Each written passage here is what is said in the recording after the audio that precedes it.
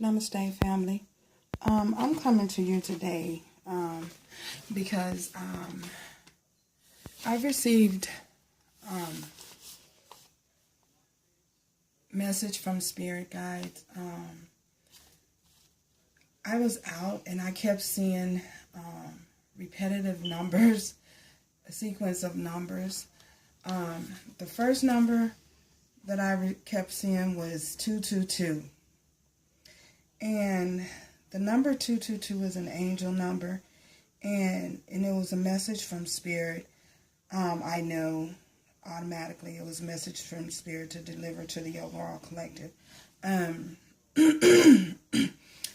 what this signifies, it says, is you're at a point in your life where you are looking for someone for some sense of balance.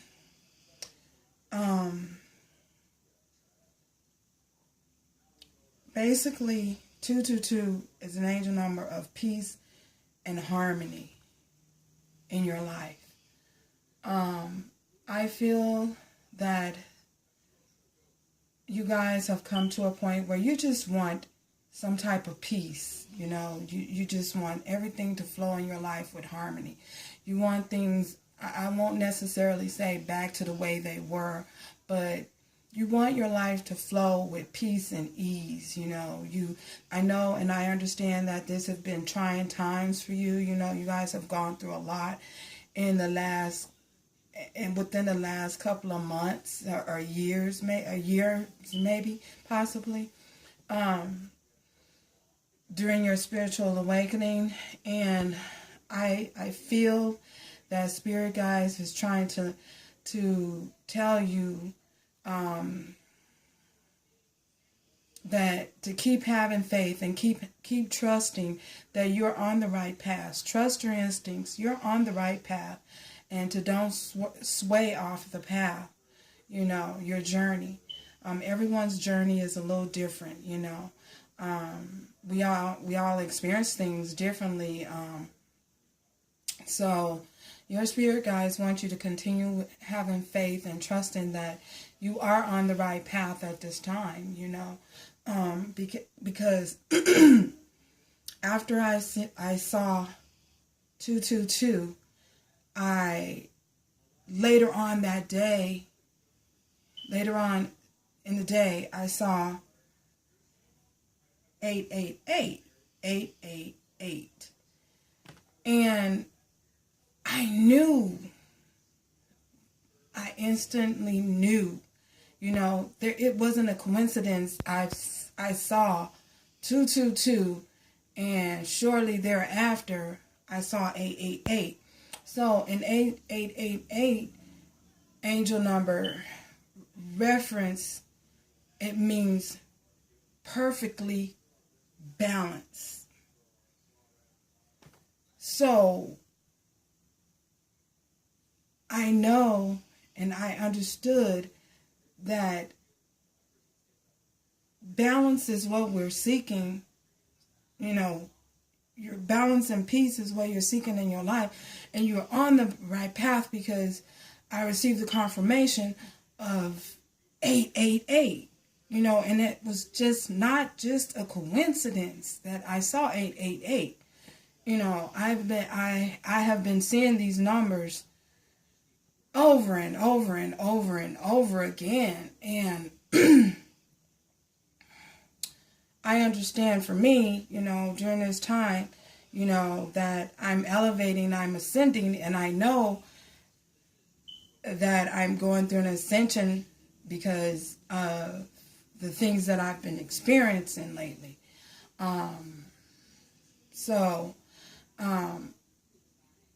Your spirit guides want you to know, you know, deliver the message. My spirit guides asked me to deliver this message, you know, to the overall collective, and I just had to do so, you know, because I know that this journey can be very difficult, you know, at this time, you know. Excuse me. But having the faith And trusting your intuition is very important, and trusting yourself that you know what you know, what you know, is truth. And that would keep you perfect. That would keep you on balance in your life. I know that there are obstacles that come into life that throws you off balance, but some of those obstacles that come into our lives to make us better, you know what I'm saying, so that we can evolve into becoming a better human being, It's all about evolution at this time, so yeah. I call in earth, air, fire, water, spirit, guides, and way short. Please give a message to the overall collective at this time. 4 cards for the overall collective at this time. 4 cards for the overall collective at this time. 4 cards for the overall collective.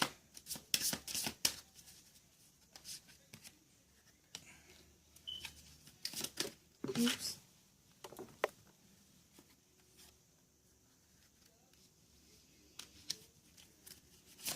One more message.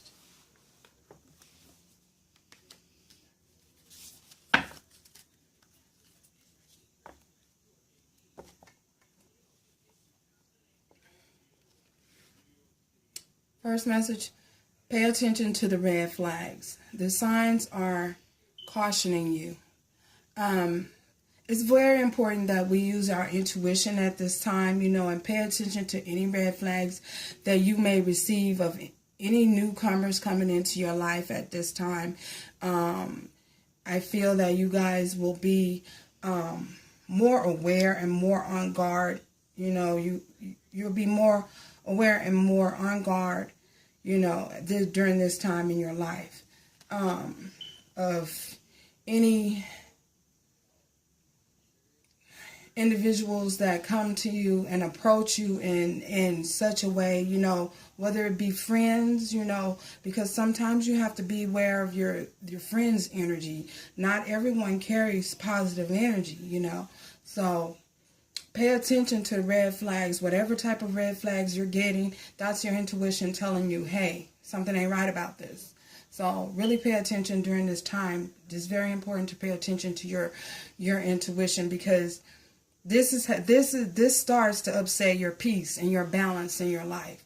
So when you can catch things early and put a stop to them early,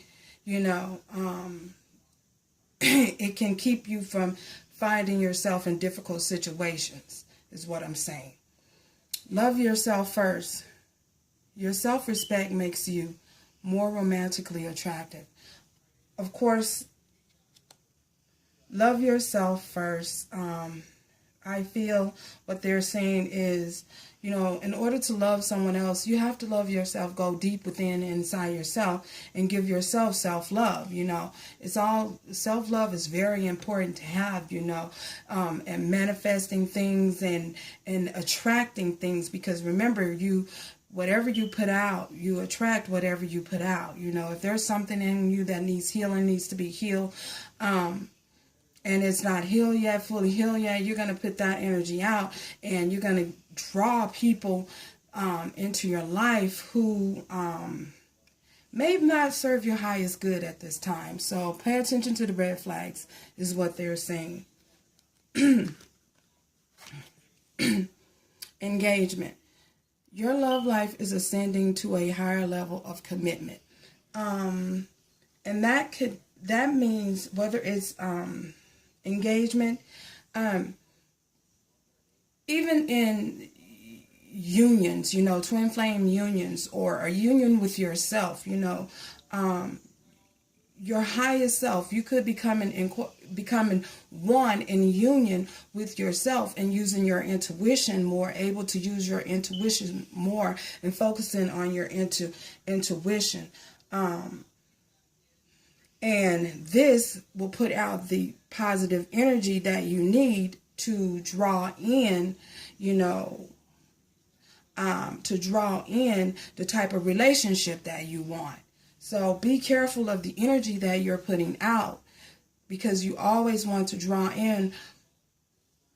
You don't want, what I'm saying basically is, you don't want to draw in anyone who has not done the work on themselves yet, you know, and you'll realize that. I feel that you're more in tune with yourself. Once you become more in tune with yourself, you'll be able to recognize the red flags, and you'll be able to put out the type of energy that you want to receive back. And that will lead you down the road to engagement. Religious factors. Your love life is influenced by your religious upbringing and spiritual path.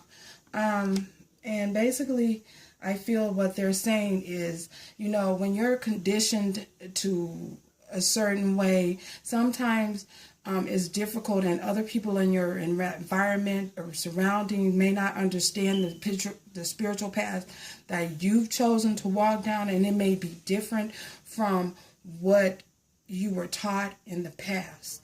So learning to accept yourself for who you are, where you are, and being true to you is very important, that you stay true to you. That's where the self-love comes in at. Love you first. Stay true to you.